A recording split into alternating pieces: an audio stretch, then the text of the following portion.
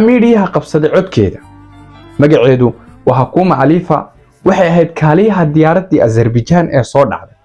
Allahu Ekber, Allahu Ekber. Sabaha 20 nefer geldi. Allahu Ekber, Allahu Ekber. La ilahe illallah. Hamı kemerlerini bağlasın. Hürmetli sərnişinlər, təlimata uyğun hareket edin, her şey yaxşı olacaq. Hamı eləsin, kemerini bağlasın. Dəhlizdə durmayın, təhlükəlidir.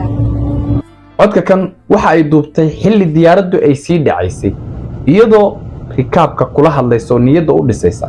waxay tiri qof walba haystijiyo xaaladdu waa ay hagaagi doontaa iyadoo niyadda u dhisaysa rikaabka balse iyadoo ay og tahay xaaladda ay diyaaraddu ku sugan tahay markaas. haddaba Soomaalidu waxay ku mahmahdaa haddaad dhimanaysid dhareerka waa la iska duwaa. waxa ay muujisay geesinimo xilli qof walba nolol uu quus ka taagnaa.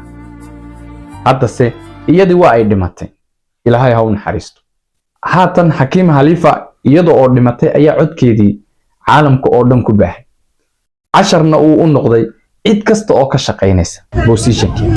waa kuwa kan dhammaan adeegayaasha diyaaradda iyaga oo airportka safaf ugu jira codkeedana dhageysanaya xilli lagu soo dhaweynayay airportka diyaaradda meydkeeda iyadiyo kabtanka iyo pilotkii la waday diyaaradda.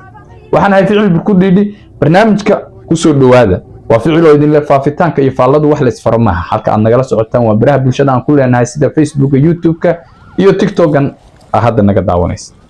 meel kastaba soo dhawaada idin leh.